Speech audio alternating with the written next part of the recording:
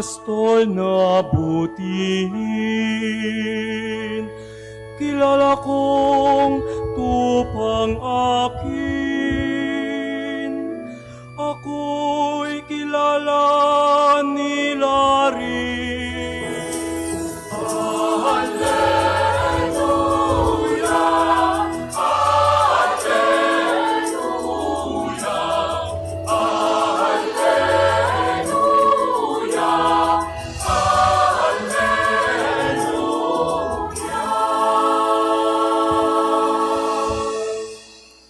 Sumainyo ang Panginoon. At sumaiyo rin.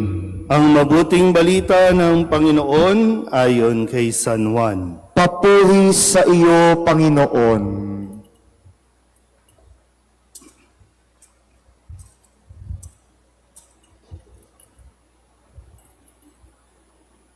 Noong panahong iyon, sinabi ni Jesus, tandaan ninyo ito, ang pumapasok sa kulungan ng mga tupa nang hindi sa pinto nagdaraan, kundi umaakyat sa di dapat pagdaanan, ay magnanakaw at tulisan.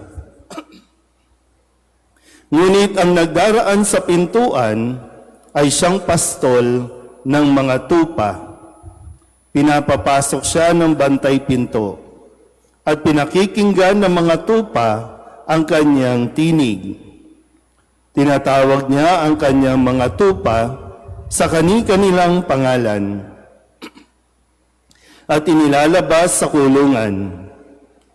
Kapag nailabas na, siya'y nangunguna sa kanila at sumusunod naman ang mga tupa sapagkat nakikilala nila ang kanyang tinig. Hindi sila sumusunod sa iba, bagkus pangay patakbong lumalayo, sapagkat hindi nila nakikilala ang kanyang tinig.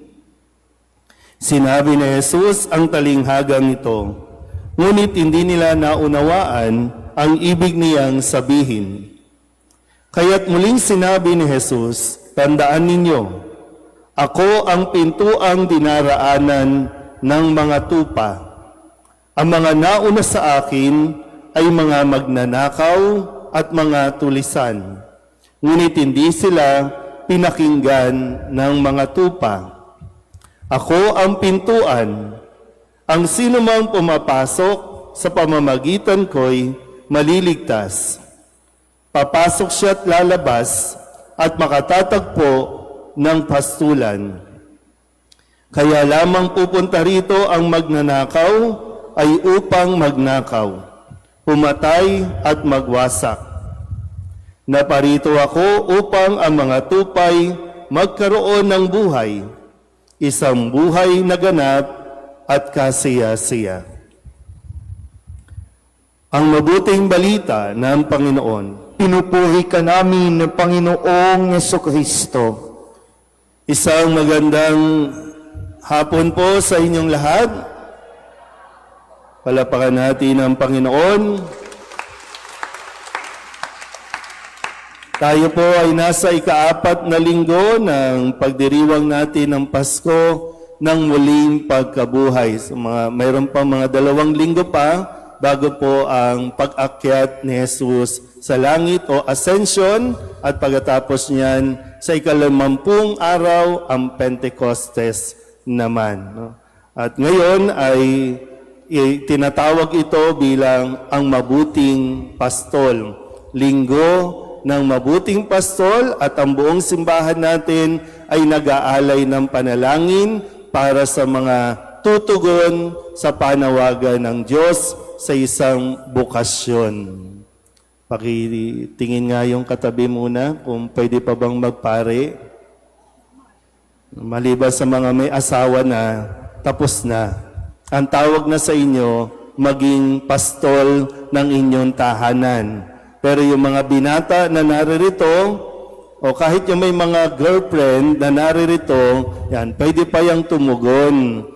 No? Sa mga may girlfriend dito, pag ibinigay nyo ang boyfriend ninyo sa Diyos, papalitan niya ng mas pogi, mas mabait, at mas mayaman.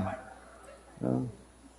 Pero bakit nga ba, sa mga magulang, bakit ayaw niyong payagan ang inyong mga anak na magpari o pumasok man lang ng seminaryo? Tandaan niyo po ha, hindi lahat ng pumapasok sa seminaryo nagpapari na. Kundi sa loob ng seminaryo, doon mas nagkakaroon ng discernment, yung mas nagiging malinaw sa kanya kung ano ang bokasyon na tawag sa kanya ng Diyos. Kaya minsan pumapasok ng seminaryo, nag-aaral, ilang taon, makalipas ng pag-aaral, biglang, ay Lord, iba pala yung bokasyon. No? Kaya dapat maging open tayo. Pero ngayon nga, sana mas magdasal tayo na mas marami pa ang tumugon sa panawagan ng pagpapari o kaya naman yung mga kababaihan, mga dalagita para sa relihiyoso o pagiging madre. Meron pa ba sa mga katabi ninyo ang po pwede? Ha?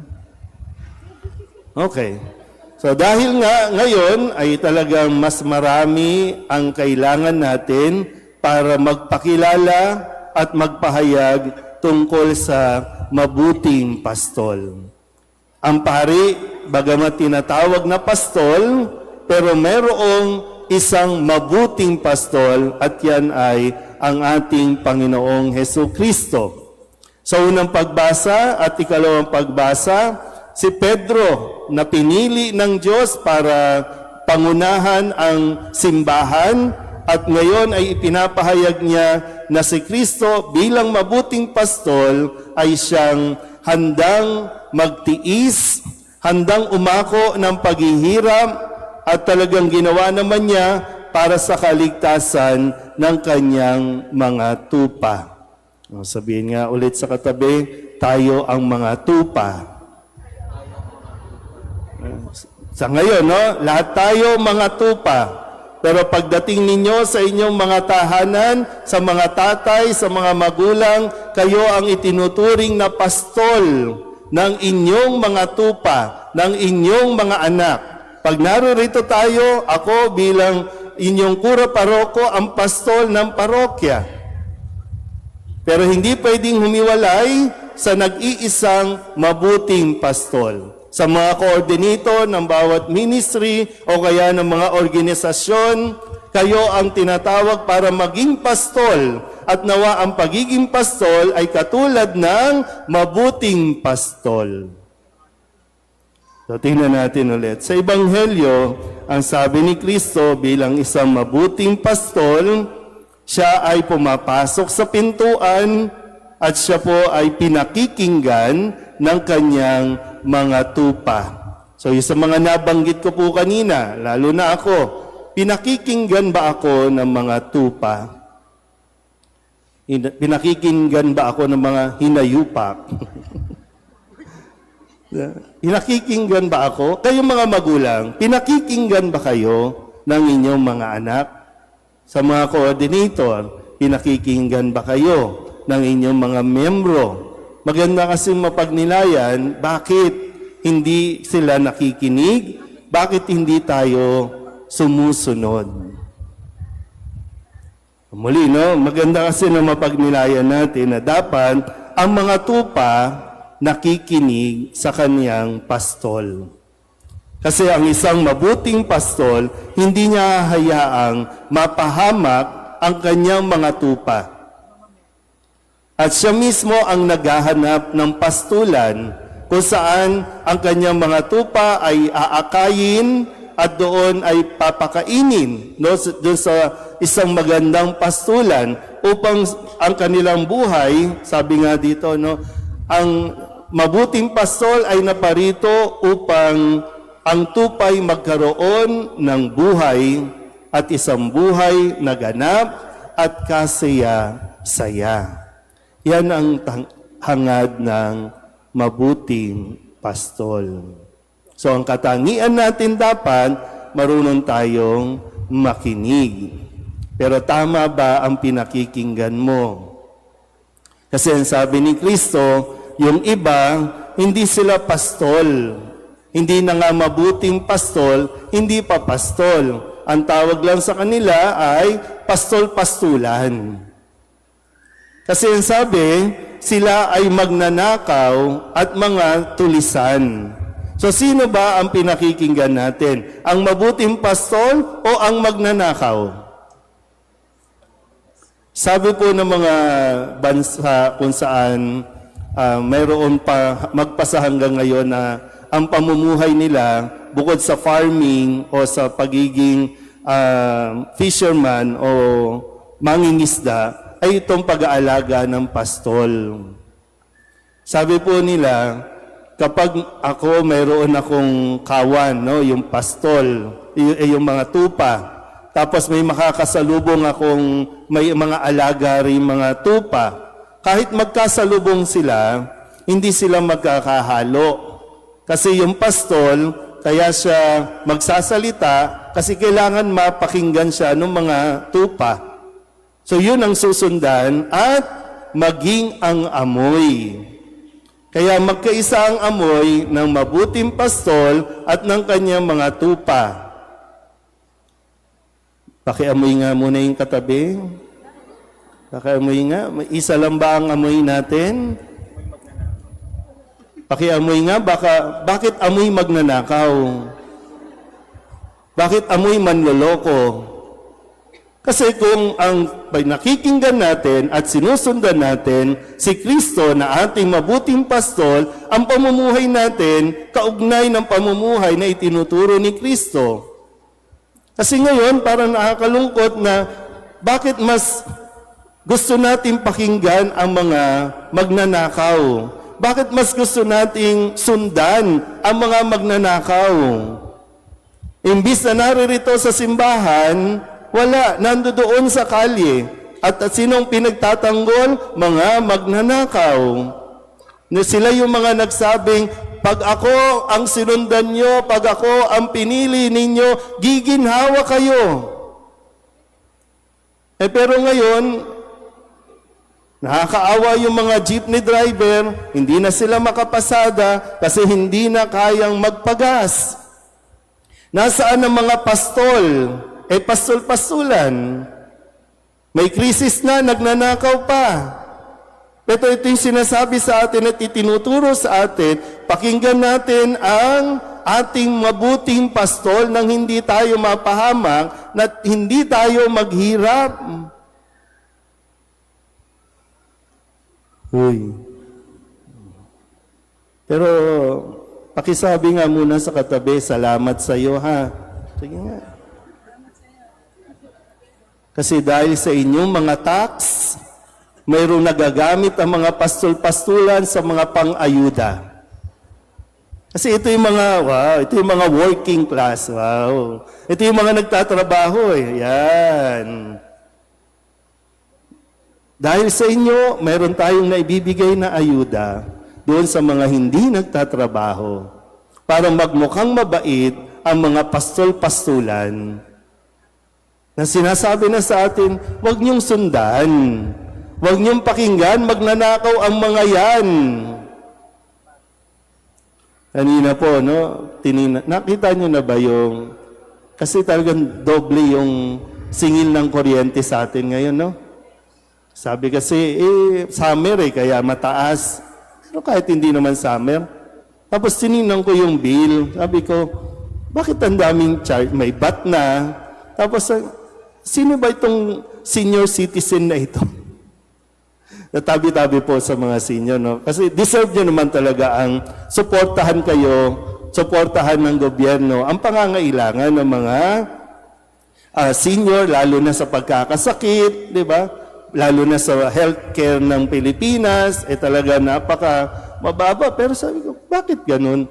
Meralco, hindi naman to gobyerno, private company naman to. Bakit sisingilin kami para sa senior? Yung mga, tingnan nyo nga, sa mga bahay ninyo na may senior, meron bang nakalagay na minus kasi may senior na nakatira dyan? Wala. Mismong senior, sisingilin kayo para sa inyo din. Pero nagmumukhang mabait yung mga politiko kasi may binibigay sa inyo. Tandaan nyo ha, tupa tayo, tupa. Sabihin nyo nga, tupa. O, tupa, hindi tanga. tupa. Ha? Tupa tayo. Hindi tayo tanga dapat. Tupa tayo. Kasi kung nakikinig tayo kay Kristo, hindi tayo tatanga-tanga. Hindi tayo kasi gustong mapahamak ng ating mabuting pastol. Naintindihan po ba? Uy. Si April ngayon, bayaran ng tax ngayon, bahala kayo. Huwag kayong papalya. Ha? Kasi maraming umaasa sa ayuda. Kaya kailangan maging mapanuri. Tama ba ang sinusundan nating tinig? Tama ba? Sa kapahamakan ba tayo dinadala o sa kabutihan? Kasi dapat gumiginhawa tayo pero bakit hindi? Pahirap ng pahirap. Kaya tabi-tabi po sa mga nagrarally at nagwiwelga para ipagtanggol ang mga hinayukan. Bakit? Diba? Kasi kung mabuting pastol, ang sabi, kung pagbabasihan natin, sila dapat ang nagtatanggol sa iyo, hindi ang tupa ang magtatanggol sa mga pastol. Ang mabuting pastol ang dapat na nagsasakripisyo, hindi yung mga tupa na magtutulong-tulong ang mga tupa, magko-contribute ang mga tupa. Kasi pag nagkasakit ang mga pastol-pastulan, napapansin niyo ba? Pag nagkakasakit sila, saan nagpapagamot? Sa abroad. Pero ang mga tupa, pag nagkasakit, pipila ka sa health center. Pag pumila ka naman, wala namang doktor, wala namang gamot. Pero pag sila, kailangan nilang magpagamot. No? Hindi nga makaharap sa hearing kasi kailangan magpa-check up muna sa ibang bansa. O, ano ba? May hina ba doktor natin dito sa St. Luke's? Diyan sa UST? Para hindi sila dyan magpunta? Kailangan ba talaga mag-abroad? Oy, kailangan nyo ulit magbayad ng tax para may pamasahe sila papunta ng abroad. Sabihin nyo nga ulit sa katabi ninyo, isa kang tupa.